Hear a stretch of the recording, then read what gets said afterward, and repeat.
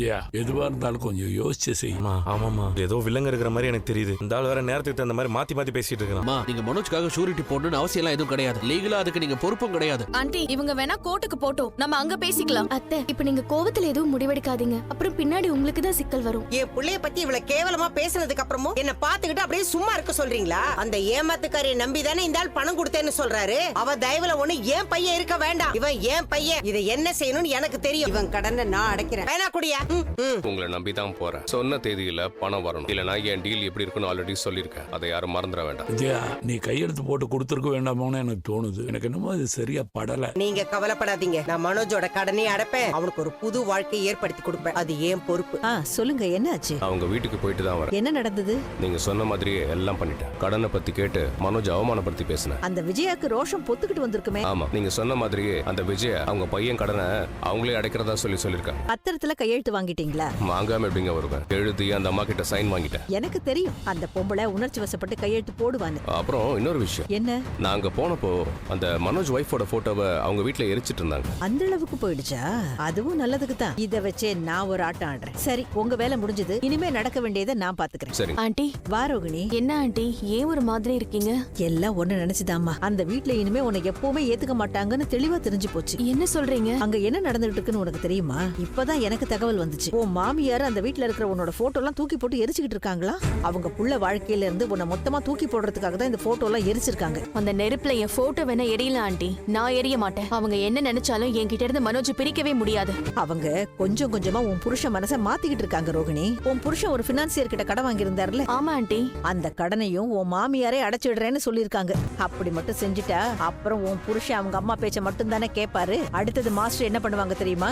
உனக்கு divorce notice அனுப்புவாங்க. ஒரு நோட்டீஸ் வச்செல்லாம் மனோஜ் என்கிட்ட இருந்து பிரிக்க முடியாது ஆண்டி. என்ன வீட்டை விட்டு விரட்டினது இல்லாம இப்ப போட்டோ எல்லாம் எரிக்க ஆரம்பிச்சிட்டாங்களா? அவங்க ஒரு ஸ்டெப் எடுத்து வச்சா நான் 10 ஸ்டெப் எடுத்து வைப்பேன். அவங்க என்ன வேணா செய்யட்டும், எல்லாத்துக்கும் நான் தயாராயிட்டேன் ஆண்டி. மனோஜ் கூட சேர்றதுக்காக நான் என்ன வேணா செய்வேன், எந்த லெவலுக்கு வேணாலும் இறங்குவேன். ரேகா, வாங்க சத்யா. இந்த கார்டு நான் தான் வச்சேன். ஷாப்பிங் போயிருந்தேன், அப்ப இந்த கார்டை பார்த்தேன், நல்லா இருந்துச்சு, அதான் உங்களுக்காக வாங்கிட்டு வந்தேன். நல்லா இருக்கா? நல்லா இருக்கு, தேங்க்ஸ். தேங்க்ஸ் மட்டும் தானா? நான் உங்களுக்கு ஒரு gift கொடுத்தா நீங்களும் ஒரு ரிட்டர்ன் gift கொடுக்கணும். ஃப்ரெண்ட்ஸ்னா அதானே பண்ணுவாங்க. இப்ப எதுவும் வேணாம். ஆனா நீங்க எங்கேயாவது வெளியே போனா எனக்கு பிடிச்ச ஏதாவது வாங்கிட்டு வாங்க. உங்களுக்கு என்ன பிடிக்கும்ன்றது தெரியலையே. எந்த பொருளை பார்க்கும்போது உங்களுக்கு என் ஞாபகம் வருதோ அதை வாங்கிட்டு வாங்க. சத்யா உங்களை பார்க்க வந்திருக்காங்க. ஏய் வாடா விக்னேஷ். பரவாயில்லடா, நல்ல பெரிய ஆபீஸா தான் இருக்கு. நீ இப்படி நல்ல வேலை பாக்குறது மனசுக்கு ரொம்ப சந்தோஷமா இருக்குடா. நான் தான் சிட்டி கூடவே இருந்துட்டேன். அவன் கேரக்டரே எனக்கு பின்னாடி தான் தெரிஞ்சது, அதான் அவன் கிட்ட இருந்து ஒதுங்கிட்டேன். உண்மைதான்பா, அவன் கூட இருந்தா அவன் செய்யற பாவம் நம்மளுக்கும் தான் வரும். அதான் அவன் கூட இருந்து வந்துட்டேன். 6 மாசம் ஆச்சு. இப்ப அடிதடியெல்லாம் போறது இல்ல. அவனை விட்டு வெளில வந்துட்டல, எல்லாம் நல்லதா தான் நடக்கும். சரி, அடுத்து என்ன பண்ணலாம் ஐடியால இருக்க? பெரிய ஆபீஸ் போற அளவுக்குலாம் நான் படிக்கல. ஒரு கடை வைக்கலான்னு இருக்கிறேன். என்ன கடை? நம்ம ஏரியாலே ஒரு சின்ன டீ கடை வைக்கலான்னு இருக்கேன். ஆனா பணம் தான் இல்ல. அதுக்கு எவ்வளவு கேஷ் தேவைப்படுது? ஒரு 1 லட்சம் இருந்தா வச்சிருவேன். என் பொண்டாட்டி வேலை செஞ்சு சேர்த்த பணம் 30,000 ரூபாய் இருக்கு. ஒரு 70,000 ரூபாய் இருந்தா வச்சிடலாம். சரி, இது ஃபினான்ஸ் கம்பெனி தான். நான் உனக்கு இங்க இருந்து ஒரு 70,000 ரூபாய் கடன் வாங்கி கொடுத்துறேன். நான் அடகு வைக்கிறதுக்கு தான் என்கிட்ட எதுவுமே இல்லையே. அதெல்லாம் ஒன்னும் தேவையில்ல, நான் பாத்துக்கிறேன். நீ கடை வைக்க போற இடத்த மட்டும் பாரு, பணத்துக்கு நான் பொறுப்பு. ரொம்ப நன்றி சத்யா. ரொம்ப தேங்க்ஸ் அண்ணே. சத்யா, உங்ககிட்ட ஒரு விஷயம் சொல்லணும். என்ன? அந்த சிட்டி கூட இருக்கும்போது நான் நிறைய தப்பு பண்ணிருக்கேன். உங்க அக்காவோட வாழ்க்கையை கெடுக்க பாத்திருக்கான். என்ன சொல்ற? ஒரு தடவை உங்க மாமா முத்துவோட கார்ல பிரேக் ஒயர் கட்டாயி ஆக்சிடென்ட் ஆச்சுல? ஆமா. அது தானா கட் ஆகல, சிட்டி தான் கட் பண்ணி விட்டான். அது தெரிஞ்சோ நான் இப்ப சொல்லாம இருந்தேன். என்ன மன்னிச்சிருப்பா. என்னடா சொல்ற? மாமா உயிர் தப்பி பொழைச்சாரா அதுல? உங்க மாமா கூட ஒரு முறை அஷ்டு போனார்ல, அந்த கோவத்துல தான் சிட்டி கார் பிரேக் ஆயில் ஒயரை கட் பண்ணி விட்டான். ஆனா கட் பண்றதுக்கு கார் சாவி வேணுமே, அது எப்படி அவனுக்கு? முத்துவோட வீட்டுல இருக்கிற ஒரு ஆள் தான் சிட்டிக்கு சாவி எடுத்து கொடுத்தாங்க. யார சொல்ற? முத்துவோட அண்ணன் பொண்டாட்டி தான். அவங்க கிட்ட கடன் வாங்க வருவாங்களே ரோகிணி, அவங்களா? ஆமா, அவங்களும் சிட்டியும் பிளான் பண்ணி தான் ஒயரை கட் பண்ணி விட்டாங்க. உங்ககிட்ட சொல்லணும்னு தோணுச்சு. வரேன் சத்யா. என்ன மீனா அப்படி பாக்குற? ஒரு செகண்ட் சரஸ்வதி தேவியே நேர்ல பார்த்த மாதிரி இருக்கு ஆண்டி. அட போமா, நீ வேற. நிஜமாதான் ஆண்டி, ரொம்ப அழகா இருக்கீங்க. தினமும் ஒரே மாதிரி கதை சொல்லிக்கிட்டு இருந்தா குழந்தைங்களுக்கு போர் அடிச்சிருமா. அதனால வித்தியாசமா ஏதாவது பண்ணலாம்னு சிவன் தான் சொன்னாரு. மீனா, உன் கையாலேயே பாருக்கு அந்த மாலையை போட்டு விடுமா. கல்வியோட முக்கியத்துவத்தை பத்தி ஒரு கதை சொல்ல போறேன். அதுக்கு தாமா இந்த கெட்டப் எல்லாம். ஆரம்பிக்கலாமா? ஸ்டார்ட். வணக்கம் குழந்தைகளே. ஒரு ராஜா காலத்துல ஒரு ஊர்ல கண்மணிங்கிற ஒரு சின்ன பொண்ணு இருந்தா. அவ ரொம்ப சுறுசுறுப்பான பொண்ணு. ஆனா அவளுக்கு படிக்க மட்டும் பிடிக்கவே பிடிக்காது. நான் வளர்ந்து ராணியாக போகிறேன், ராணிக்கு படிப்பு எதுக்கு அப்படின்னு சொல்லுவா. ஒரு நாள் பள்ளி முடிஞ்சு வீட்டுக்கு வரும்போது அவள் முன்னே மின்னலுடன் வெள்ளை ஒளி தெரிந்தது. அந்த ஒளியில் கடவுள் சரஸ்வதி தோன்றினாள். கண்மணி பயந்து போய் நின்றாள். சரஸ்வதி சிரித்துக் கொண்டே அவளிடம், கண்மணி, உனக்கு ராணியாக வேண்டுமா என கேட்க அவளும் ஆமாம் என்று சொல்ல, படிப்பு இல்லாமல் ராணி ஆகலாம், ஆனால் புத்திசாலியான ராணி ஆக முடியாது என சொல்ல கண்மணி குழப்பமாக எப்படி என்று கேட்க சரஸ்வதி தேவி ஒரு பேனாவை அவளிடம் காட்டி, இந்த பேனாவிற்கு ஒரு மந்திர சக்தி இருக்கு, நீ படிக்க ஆரம்பிச்சா இந்த பேனா உன்னை எங்கேயும் அழகா பேச வைக்கும், புத்திசாலியா மாத்தும் என சொல்ல கண்மணி ஆச்சரியமாக பார்த்தாள். உலகம் பெரியது கண்மணி, படிப்புதான் அந்த உலகத்தை திறக்கிற கதவு என சொல்லி மறைந்துவிட கண்மணி அந்த நாளிலிருந்து தினமும் படிக்க ஆரம்பித்தாள். பிறகுதான் அவளுக்கு புரிந்தது, படிப்பு இல்லாமல் போனால் ஒரு நாட்டுக்கு ராணியாகலாம், ஆனால் படித்தால் உலகிற்கே ராணியாகலாம் என்று உணர்ந்தாள். ஆக குழந்தைகளே, படிப்புதான் உங்கள் எதிர்காலத்துக்கான ஒளி. அனைவரும் நன்றாக படியுங்கள். சூப்பர் ஆண்டி, ரொம்ப அழகா சொன்னீங்க. நீங்க சொல்றத கேட்டு எனக்கே படிக்கணும்னு ஆசை வந்துருச்சு. போன் வருது. நான் பார்வதி ஆண்டி வீட்டுக்கு வந்திருக்கேன்டா. என்ன விஷயம்? சரி, நீ மாமாவோட ஷெட்டுக்கு வந்துரு, நானும் வந்துடுறேன். வா விஜயா, என்ன ஆச்சு? ஏன் அழற? என் வாழ்க்கையில நடக்கிற விஷயத்துக்கு நான் அழாம என்ன செய்யறது? எல்லாமே என்னை விட்டு போயிட்டு இருக்கு. என் பையன் வாழ்க்கை இப்படி ஆயிடுச்சு. நான் கஷ்டத்துல இருக்கேன். என் கஷ்டத்துல நான் தனியா தானே இருக்கேன். எனக்கு யாருமே இல்லாத மாதிரி இருக்கு. நீ ஒரு போன் கூட பண்றது இல்ல. என்ன மறந்துட்டல்ல? நீங்க ஏன் மாஸ்டர் யாரும் இல்ல நினைக்கிறீங்க? உங்களுக்கு நான் இருக்கேன். பார்வதி, நீ கூட இல்லாதத நான் இப்பதான் உணர ஆரம்பிச்சிருக்கேன். என்னோட எல்லா கஷ்டத்துக்கும் நீ கூட இருந்திருக்க. நானும் உன்னை புரிஞ்சுக்காம என்னென்னவோ பேசிட்டேன். என்ன மன்னிச்சிரு பார்வதி. எனக்குன்னு வேற யார் இருக்கா விஜயா?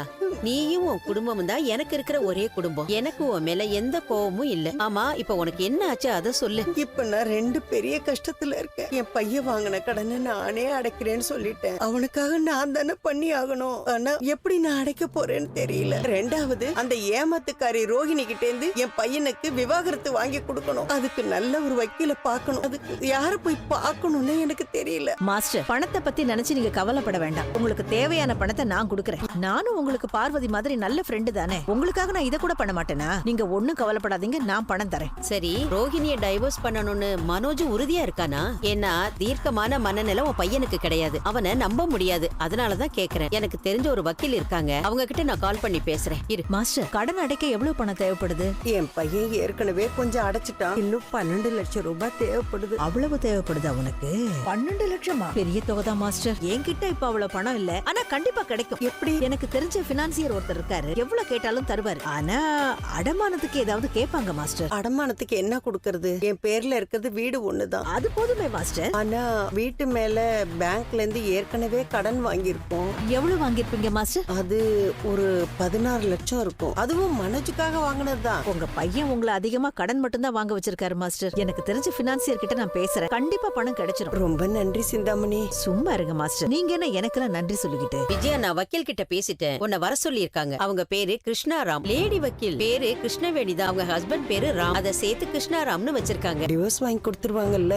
இந்த மாதிரி கேஸ்ல நல்ல பேர் எடுத்த வக்கீல் தான். நீ போய் பாரு. அவங்க அட்ரஸையும் போன் நம்பரையும் நான் உனக்கு அனுப்புறேன். அப்பா, அந்த பார்லர் மேல நான் போலீஸ்ல கம்ப்ளைண்ட் கொடுத்து ஜெயிலுக்கு போட போறேன். முதல்ல அதை செய்டா. நீ சொல்ற மாதிரி அவ ஜெயிலுக்கு போனா முதல்ல சந்தோஷப்படுற ஆளு நானா தான் இருப்பேன். ஒரு தடவை என் கார் பிரேக் வயர் கட் ஆகி நான் பெரிய ஆக்சிடென்ட் தப்பிச்சேன். உனக்கு ஞாபகம் இருக்காப்பா? ஆமா, அந்த வயரை கட் பண்ணி விட்டது சிட்டி தான்ப்பா. அவன் தான் உன்னை கொல்ல பார்த்தானா? அது பெரிய விஷயம் இல்லப்பா. அவன் எனக்கு எதிரி. அவன் என்ன கொல்லுன்னு நினைச்சு பிளான் போட்டு பண்றதுல ஒண்ணு புதுசு இல்ல. ஆனா அன்னைக்கே நம்ம வீட்ல இருந்து யாரோ சாவி எடுத்து கொடுத்துருக்காங்க, நான் சொன்னேன்லப்பா. ஆமா, அது அந்த பார்லர் அம்மா தான்ப்பா.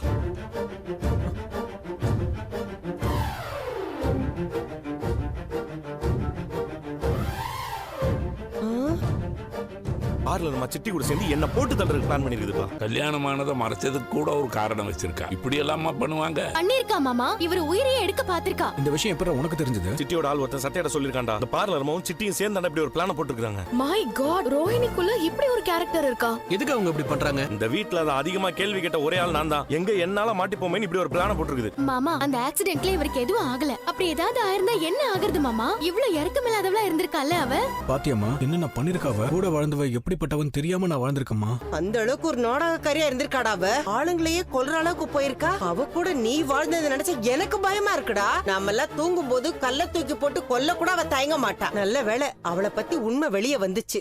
இதுக்கு மேல அந்த பார்லர் நம்ம சும்மா விட கூடாதுப்பா. அந்த சிட்டியை 4 போடு போட்டு போலீஸ் ஸ்டேஷன் கூட்டு போய் நடந்ததெல்லாம் சொல்ல வச்சா பார்லர் நம்ம தூக்கி உள்ள வச்சிடலாம்ப்பா. ஆமா மாமா, இவரோட உயிருக்கே ஆபத்து வர அளவுக்கு அந்த ரோஹிணி பண்ணிருக்கா. இவர் சொல்ற மாதிரி அவளை கண்டிப்பா ஜெயிலுக்கு அனுப்பணும். இது எதுக்கு கேட்டுக்கிட்டே இருக்கீங்க? முத வேலையா அவளை உள்ள தள்ளணும். அப்பதான் என் பிள்ளையோட பையனோட வாழ்க்கையாவது சந்தோஷமா இருக்கும். நீ சொல்லுப்பா, என்னப்பா பண்ணலாம்? வேணாம், ஒண்ணும் பண்ணாது. என்னப்பா சொல்ற?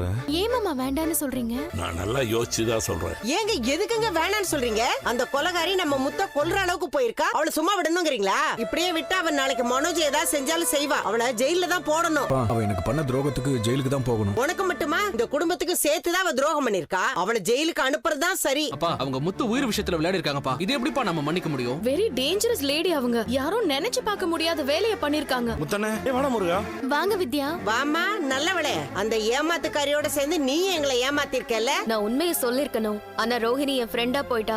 எத்தனையோ தடவை நான் வீட்ல உண்மையை சொல்லுடின்னு சொன்னேன். ஆனா அவ கேட்கவே இல்ல. ரோஹிணி நிறைய தப்பான விஷயம் பண்ணிருக்காங்க அண்ணே. அதான் வித்யா என்கிட்ட எல்லாத்தையும் சொன்னா. மேற்கொண்டு அவங்க கிட்ட நீங்க உஷாரா இருக்கணும். அதான் சொல்ல வந்தேன். ரோஹிணி அவளை பத்தின உண்மை வெளியே தெரியக்கூடாதுங்கிறதுக்காக அதை மறைக்கிறதுக்கு உங்ககிட்ட நிறைய பொய் சொல்லிருக்கா. நிறைய தப்பும் பண்ணிருக்கா. ஒரு நாள் முத்துவோட போன் காணாம போச்சுல்ல, அது திருடினதே ரோஹிணி தான். வித்யா, அப்ப அந்த போன்ல என் தம்பியோட வீடியோ இருந்துச்சு. அவ என்கிட்ட திருடுனானே, அந்த வீடியோ தானே?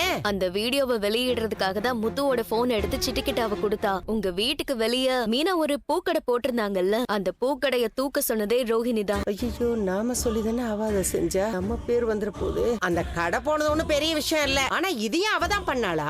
அப்புறம் மீனாவோட அம்மா கோவில் வாசல்ல போட்டிருந்த பூக்கடையும் மீனா அப்பாவோட கரும்பு மிஷினையும் கார்பரேஷன் ஆளுங்களை வச்சு தூக்க சொன்னதே ரோஹிணி தான். அது அப்போ அந்த சிந்தாமணி பண்ணலையா? ரோஹிணி சொல்லிதான் அவங்களே பண்ணாங்க. இன்னும் எவ்வளவுதான் பண்ணிருக்காங்க அவங்க? வேற என்ன விஷயம் வித்யா? உங்க தம்பி விஜய் ஆண்டி கிட்ட காசு எடுத்த கேஸ்ல நீங்க வக்கீலுக்கு ஒரு 2 லட்சம் ரூபாய் பணம் கொடுத்தீங்க, ஞாபகம் இருக்கா? ஆமா, அததான் நான் வக்கீல் எங்க அம்மாட்ட கொடுத்தாங்க.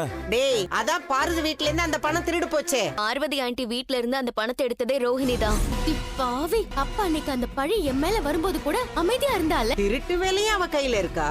இது எல்லாத்துக்கும் மேல மனோஜ் கடையில இருந்து பணத்தை எடுத்ததும் ரோஹிணி தான். அப்போ என் கடையில வேலை செஞ்ச அந்த ராஜாராணி திருடலையா? இல்லங்க, ரோஹிணி தான் அவளோட ஒரு தேவைக்காக அந்த பணத்தை திருடினா. ஐயோ கடவுளே, எனக்கு தலையே சுத்துது. அந்த கேடு கட்டவ இவ்வளவு கேவலமான வேலையெல்லாம் பாத்திருக்கா. அவளையா என் பையனுக்கு நான் கட்டி வச்சேன். அந்த பணம் திருட்டு போனப்போ நான் நிறைய அவமானப்பட்டேன். இப்படி கூடவே இருந்து அந்த பணத்தை திருடி இருக்காளே. ஒருத்தங்க லைஃப்ல எப்படி இவ்ளோ தப்பு பண்ணிருக்க முடியும்? நமக்கு தெரிஞ்சே இவ்ளோனா நமக்கு தெரியாம எவ்வளவு இருக்கும்? ஒரு புக்கே போடலாம் போல இருக்கே. அவளுக்கு போய் நான் பாவம் பார்த்தேன்னு நினைச்சாலே எனக்கு ரொம்ப அசிங்கமா இருக்கு. டேய் முத்து, அவளை கண்டிப்பா ஜெயிலுக்கு அனுப்பியே ஆகணும். இவ்வளவு தப்பு பண்ணிருக்கா, அவளை எப்படி சும்மா விட்டு வைக்கிறது? நீ என்னப்பா சொல்ற? அவ தப்பு பண்ணிருக்கா இல்லன்னு நான் சொல்ல. அவளை இது பண்ண வேண்டாம், இன்னும் பண்ண வேண்டாம்னு நான் சொல்ல. அவளை ஜெயிலுக்கு அனுப்ப வேண்டாம்னு மட்டும்தான் சொல்றேன். நீங்க எல்லாம் ரோகிணி பத்தி மட்டும்தான் யோசிக்கிறீங்க. நான் கிறிஸ்டியை பத்தி யோசிக்கிறேன். அவனை பத்தி நீங்க எங்க யோசிக்கிறீங்க? ரோகிணி பண்ண தப்புக்கு அந்த பையன் என்ன பண்ணுவான்? ஆனா ஒரு விஷயத்தை நான் முடிவு பண்ணிட்டேன். ரோகிணி இனிமேல் இந்த வீட்டு மருமக கிடையாது. மனோஜுக்கு டைவர்ஸ் வாங்கியே ஆகணும். அதுல நான் உறுதியா இருக்கேன். இனிமே அவளை பத்தி யாரும் இங்க பேச வேண்டாம். சீக்கிரம் டைவர்ஸ் வாங்கலாம், அதுல உறுதியா இருக்கு. பார்லர் அம்மா பண்ணதெல்லாம் நமக்கு தெரிஞ்சிருச்சுன்னு அதுக்கு தெரியும். இந்த மாதிரி தான் நம்ம பண்ணணும். நம்ம பண்ண விஷயம் எல்லாம் தெரிஞ்சும் நம்மளை எதுவுமே பண்ணலன்னு அது யோசிக்கணும். நம்மளை ஏதாவது பண்ணிடுவாங்களோன்னு தினம் தினம் அது பயப்படணும். அதுதான் பார்லர் அம்மாக்கு நம்ம கொடுக்குற தண்டனையா இருக்கு. நமக்கு தெரியுங்கிறத அதுக்கு எப்படியா முதல்ல தெரிய வைக்கணும். எது செஞ்சாலும் மாமா நம்ம மேல கோவப்படாத மாதிரி செய்யணுங்க. என் பேர் விஜயா. வக்கீல் கிருஷ்ணராம பார்க்கணும். கொஞ்சம் வெயிட் பண்ணுங்க. நான் பார்வதியோட ஃப்ரெண்டு. பார்வதி போன் பண்ணாங்க. உங்க கேஸ் ஹிஸ்டரிய பத்தி கம்ப்ளீட்டா சொல்லிட்டாங்க. இவர்தான் உங்க சன்னா. ஆக்சுவலி இந்த மாதிரி கேஸ் இப்பதான் எனக்கு ஃபர்ஸ்ட் டைம் வருது. யூசுவலா ஒரு ஆம்பளை தான் தனக்கு கல்யாணம் ஆனதை மறைச்சு வேற கல்யாணம் பண்ணுவான். இங்க ஒரு பொண்ணு பண்ணிருக்கா. அந்த பொண்ணு அவ்வளவு பிரில்லியண்டா இல்ல நீங்க அவ்வளவு பெரிய ஏமாளியா இல்ல அந்த அளவுக்கு முட்டாளா? நான் 5 டிகிரி முடிச்சிருக்கேன். இப்பெல்லாம் படிச்சவங்களை ஏமாத்துறதுதான் ரொம்ப ஈஸி. ஏன்னா படிச்சவன் தான் தன்னை தவிர எல்லாரையும் முட்டாளா நினைப்பான். அதனால அவனை ஏமாத்திடலாம். அவ அந்த அளவுக்கு நடிச்சு என்ன ஏமாத்திட்ட மேடம். எங்க குடும்பத்தையே ஏமாத்திருக்கு. குடும்பமே ஏமாளி குடும்பமா? ஓகே, இப்போ என்ன பண்ணலாம்? அந்த ராட்சசி கிட்ட இருந்து என் பையனுக்கு உடனே விவாகரத்து வாங்கி கொடுத்துருங்க மேடம். அப்படி நினைச்ச உடனே வாங்குறதுக்கு டிவோர்ஸ் ஒண்ணும் உங்க வீட்டு மளிகை பொருள் இல்லமா. இங்க பாருங்க, எல்லாம் பெண்டிங்ல இருக்கக்கூடிய டிவோர்ஸ் கேசஸ் தான். இப்பெல்லாம் மேரேஜுக்கு அப்புறம் ஹனிமூன் பீரியட் முடிஞ்ச உடனே கோர்ட்டுக்கு வந்துடுறாங்க. சீக்கிரமே மேரேஜ் லைஃப் போர் அடிச்சிடுது.